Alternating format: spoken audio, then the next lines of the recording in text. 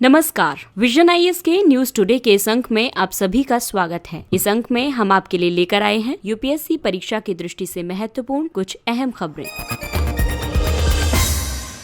इस अंक में सबसे पहले बात करेंगे अंतरिक्ष क्षेत्र की। हाल ही में नासा ने चंद्रमा की सतह पर सौर प्रकाशित क्षेत्रों में जल की उपस्थिति की पुष्टि की है। नासा के stratospheric observatory for infrared astronomy SOFIA द्वारा प्राप्त आंकड़े ये दर्शाते हैं कि चंद्रमा की सतह पर जल का विस्तार केवल शीतल और छायायुक्त स्थानों तक ही सीमित नहीं है, बल्कि ये अन्य क्षेत्रों तक भी विस्तारित हो सकता है। इस स्थान के संबंध में प्राप्त आंकड़ों के अध्ययन से चंद्रमा की सतह पर विस्तृत मृदा के 1 घन मीटर में 100 से 412 पार्ट्स प्रति मिलियन जल की सांद्रता का पता चला है। अंतरिक्ष में जल महत्वपूर्ण है क्योंकि अंतरिक्ष यात्रियों को मिशन पर जाते समय अपने साथ कम जल ले जाने की आवश्यकता होगी। इससे अधिक मूल्यवान उपकरणों को बाह्य अंतरिक्ष में ले जाना संभव होगा, क्योंकि जल की मात्रा घटने से अन्य उपकरणों के लिए स्थान उपलब्ध होगा। ये हाइड्रोजन और ऑक्सीजन का एक स्रोत है जिसका उपयोग रॉकेट ईंधन के लिए किया जा सकता है। इसे श्वसन के लिए ऑक्सीजन के स्रोत के रूप में भी उपयोग किया जा सकता है।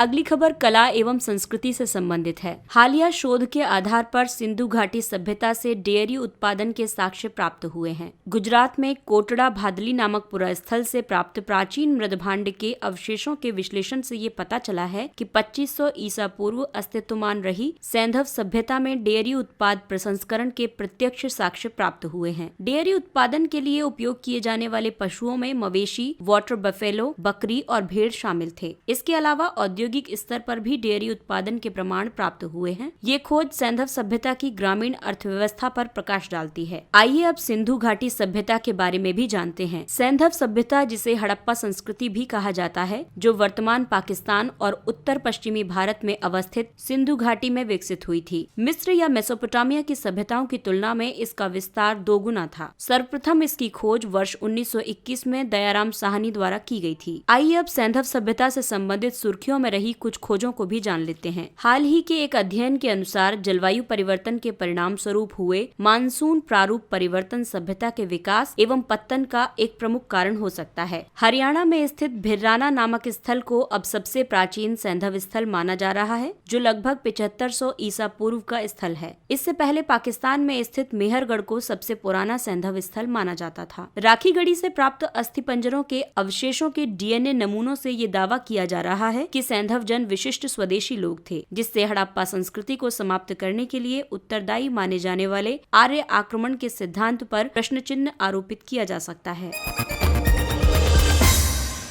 अगली खबर विज्ञान एवं प्रौद्योगिकी क्षेत्र से संबंधित है। राष्ट्रीय सुपर कंप्यूटिंग मिशन का 3य चरण जनवरी 2021 में प्रारंभ होगा। इसका तीसरा चरण संभवतः सुपर कंप्यूटरों के नेटवर्क को लगभग 45 पेटाफ्लॉप्स की गति प्रदान करेगा। ये संभावना व्यक्त की गई है कि नेशनल सुपर कंप्यूटिंग मिशन का 2य चरण अप्रैल 2021 तक पूर्ण हो जाएगा, जो 16 पेटाफ्लॉप्स तक की गति प्रदान करेगा। आइए अब जानते हैं नेशनल सुपर कंप्यूटिंग मिशन के बारे में। नेशनल सुपर कंप्यूटिंग मिशन को विज्ञान एवं प्रौद्योगिकी विभाग तथा इलेक्ट्रॉनिकी और सूचना प्रौद्योगिकी विभाग द्वारा संयुक्त रूप से संचालित किया जाता है। इसके अलावा इसे प्रगत संगणन विकास केंद्र सीडेक पुणे और भारतीय विज्ञान संस्थान बेंगलुरु द्वारा कार्यान्वित किया जा रहा है। एनएसएम को वर्ष 2015 में आरंभ किया गया था। इसके तहत 70 से अधिक उच्च प्रदर्शन करने वाले कंप्यूटिंग सुविधाओं से युक्त एक विशाल सुपर कंप्यूटिंग ग्रिड स्थापित करके राष्ट्रीय शैक्षणिक और अनुसंधान एवं विकास संस्थानों को सशक्त बनाने की परिकल्पना की गई है। इन सुपर कंप्यूटरों को राष्ट्रीय ज्ञान नेटवर्क के अलावा राष्ट्रीय सुपर कंप्यूटिंग ग्रिड से भी जोड़ा जाएगा। आइए जानते हैं इसकी अब तक की उपलब्धियां। मिशन के तहत 2400 से अधिक सुपर कंप्यूटिंग कार्यबल और संकायों को प्रशिक्षण प्रदान करते हुए सुपर कंप्यूटर विशेषज्ञों की आगामी पीढ़ी को सृजित करने का प्रयास किया गया है। इसके तहत परम शिवाय स्वदेशी रूप से निर्मित प्रथम सुपर कंप्यूटर था। इसके बाद परम शक्ति और परम ब्रह्म को विकसित किया गया था।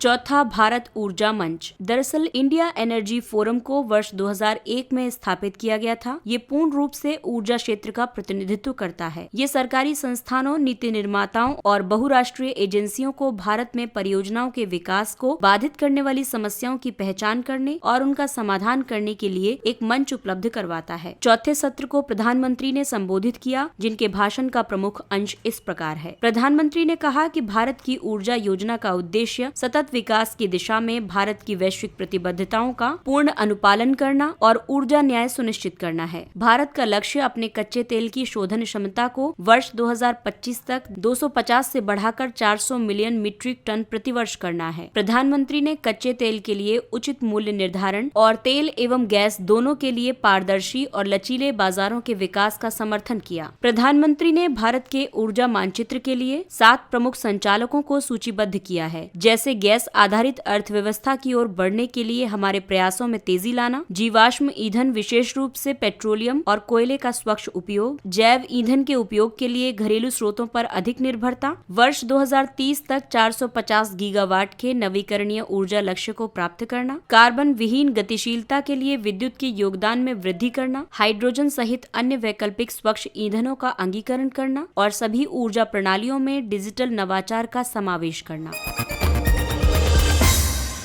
अगली खबर डीओपीटी से संबंधित है। कार्मिक एवं प्रशिक्षण विभाग द्वारा बच्चों की देखभाल से संबंधित अवकाश चाइल्ड केयर लीव यानी सीसीएल में सुधार किया गया है। ये कदम घर और कार्यस्थल पर लैंगिक समानता के संदर्भ में सकारात्मक प्रभाव उत्पन्न कर सकता है और रिश्तों में बदलाव तथा अभिभावकीय भूमिका और प्रचलित रूढ़िगत धारणाओं में परिवर्तन को प्रेरित कर सकता है। सीसीएल को 6ठे वेतन आयोग द्वारा प्रस्तुत किया गया था। प्रारंभ में ये महिला कर्मचारियों के लिए आरंभ किया गया था। हालांकि 7वें वेतन आयोग द्वारा इसके अंतर्गत एकल पुरुष कर्मचारियों को भी शामिल किया गया था। अब पुरुष सरकारी कर्मचारी जो एकल अभिभावक हैं, वे सीसीएल के तहत लाभ प्राप्त कर सकते हैं। एकल पुरुष अभिभावक में ऐसे कर्मचारी शामिल होते हैं जो अविवाहित या विधुर या तलाकशुदा हैं। सीसीएल कर्मचारियों को उनके नाबालिग बच्चों की देखभाल के लिए उनके संपूर्ण सेवा काल के दौरान अधिकतम 2 वर्ष के लिए प्रदान की जाती है। कुल 730 दिनों के अवकाश के तहत कर्मचारियों को प्रथम 365 दिनों के लिए पूर्ण वेतन प्रदान किया जाता है और अगले 365 दिनों में 80% ही वेतन का भुगतान किया जाता है। इसके अलावा सरकारी कर्मचारी द्वारा किसी भी आयु के दिव्यांग बच्चे के लिए सीसीएल का लाभ प्राप्त किया जा सकता है। आपको बता दें कि दिव्यांग बच्चों के लिए पहले 22 वर्ष तक की आयु निर्धारित की गई थी। इससे पहले वर्ष 2019 में रक्षा मंत्रालय ने एकल पुरुष सेवा कर्मियों को भी सीसीएल के लाभों के तहत शामिल कर लिया था।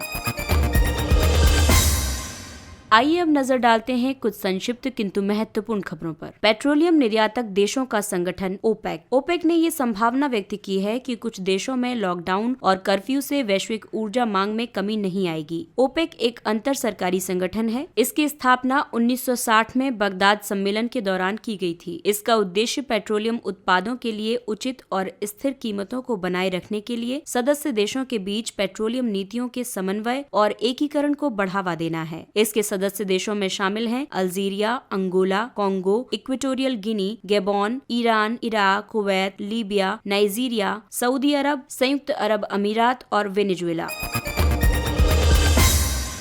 Bharat Australia circular economy hackathon IACE, इसका आयोजन नीति आयोग के तहत अटल नवाचार मिशन द्वारा ऑस्ट्रेलिया के Commonwealth Scientific and Industrial Research Organisation के साथ मिलकर किया जा रहा है। ये भारत और ऑस्ट्रेलिया दोनों देशों में चक्रीय अर्थव्यवस्था को बढ़ावा देने के लिए अभिनव तरीके तलाशने में सहायता करेगा। चक्रीय अर्थव्यवस्था पारंपरिक रैखिक अर्थव्यवस्था का विकल्प है। इसके तहत व्यक्ति द्वारा यथासंभव लंबे समय तक संसाधनों का उपयोग किया जाता है। संसाधनों के उपयोग के दौरान उनसे अधिकतम मूल्य प्राप्त किया जाता है। उसके बाद प्रत्येक सेवा अवधि की समाप्ति की स्थिति में उत्पादों और सामग्रियों को पुनर्प्राप्त और पुनर्निर्मित किया जाता है।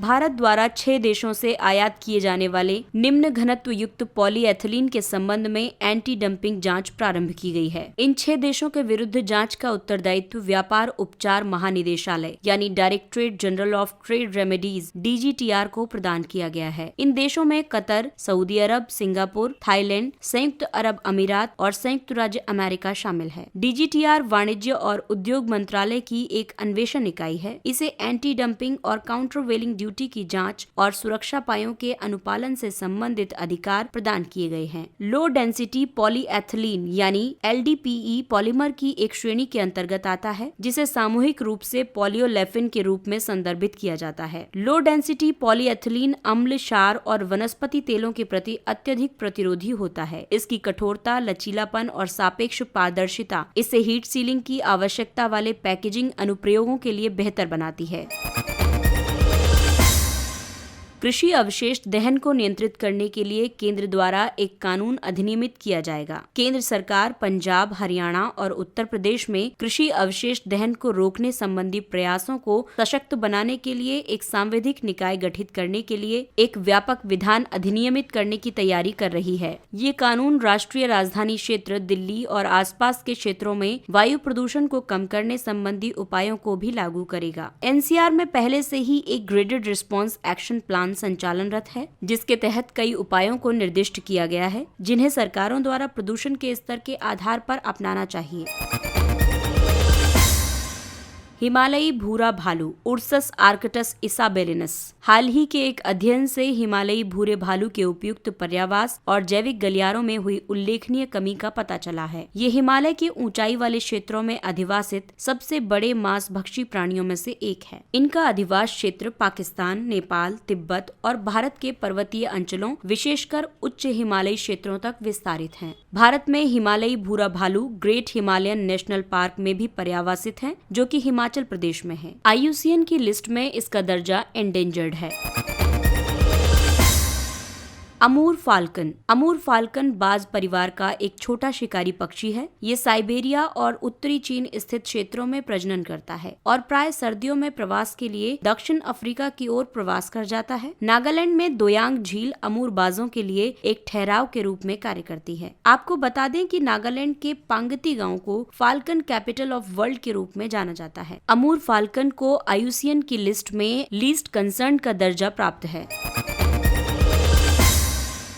बूंदी राजस्थान की स्थापत्य विरासत। बूंदी दक्षिण पूर्वी राजस्थान में स्थित एक जिला है। ये पूर्व में हाड़ा राजपूत रियासत की राजधानी थी, जिसे हाड़ौती के नाम से जाना जाता था। बूंदी को सीढ़ीदार बावड़ी शहर, नीला शहर और छोटी काशी के रूप में भी जाना जाता है। इसकी स्थापत्य विरासत को कई वर्गों में विभाजित किया जा सकता है, जैसे गढ़ यानी किला। इसके तहत तारागढ़ प्रसिद्ध है। गढ़ महल, शाही महल जिसमें भज महल, छत्र महल और उम्मेद महल शामिल है। बावड़ी जिसमें खोज दरवाजा की बावड़ी और भावलदी बावड़ी शामिल है। कुंड यानी सीढ़ीदार तालाब, जिसमें धाभाई जी का कुंड, नागर कुंड, सागर कुंड और रानी कुंड प्रसिद्ध हैं। वहीं सागर महल के तहत मोती महल, सुख महल और शिखर बुर्ज प्रसिद्ध हैं। छतरी, जिसे सेनोटाफ भी कहा जाता है, इसके तहत 84 की छतरी प्रसिद्ध है। इसके साथ ही ये अंक समाप्त होता है। अगले अंक में फिर मुलाकात होगी कुछ अन्य महत्वपूर्ण खबरों के साथ। तब तक के लिए नमस्कार।